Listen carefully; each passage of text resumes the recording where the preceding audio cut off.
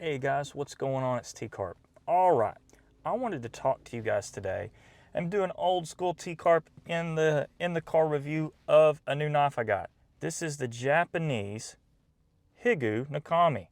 This thing is really super cool. I got this from a guy, I think Christian Watson, and he runs a really cool Instagram page and online store.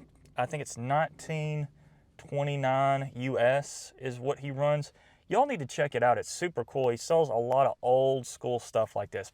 But this is a Japanese Higonokami, and I want to talk about like what this is, like how it's came to be, the history of it. So back in the 1900s, or excuse me, the late 1800s, the Japanese outlawed the samurai and the samurai sword. The emperor at the time, he wanted them to move into a more modern society. And he thought that people walking around carrying swords were just not modern, were not okay. So he outlawed samurai and the carrying of samurai swords. So all the folks that made samurai swords, all the blacksmiths and whatnot, they kind of were in a pickle. They had to figure something out. So what they did was they started making these little pocket knives. And these pocket knives were basically just absolutely amazing little craftsmanship. How it is they have a brass sleeve that's folded over and pinned, and then you have the blade that just kind of folds into it, and you have a little thumb thing that just kind of opens it up. Then you have a lanyard. This was given to school children, many people, and basically this was used to sharpen pencils, do kind of whatever. Now, obviously, this is very good for sharpening pencils, but it's just very good for everyday use. It has a nice, believe this is a hollow grind, but like it tapers really well. It's stupid sharp. I bought this for $100, and I think you can look on his website. It's made by like a couple generations worth of, I think a second or third generation bladesmith in Japan.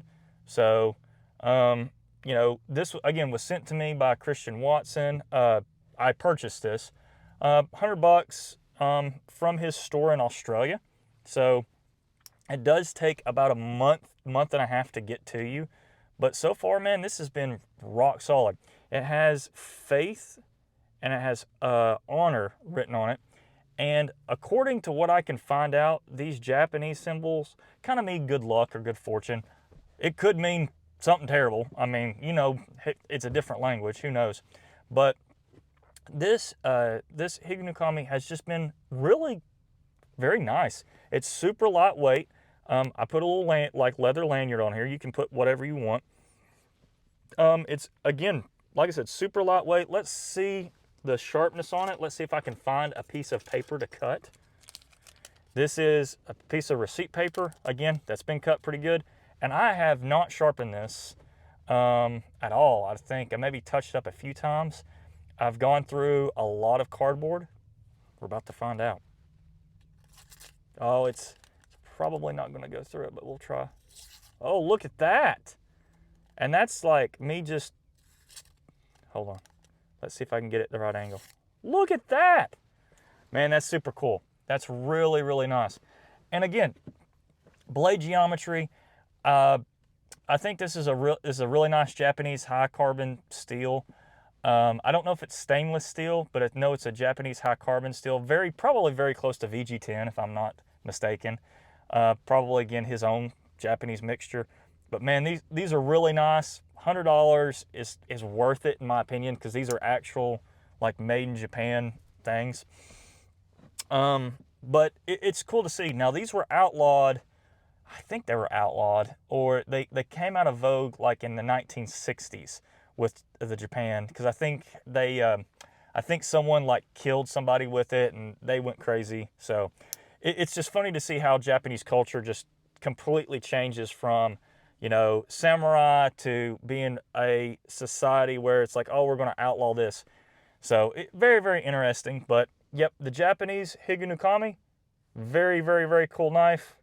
Check it out, guys. Thanks, guys, for watching. I sure appreciate you. This is Tcarp signing out.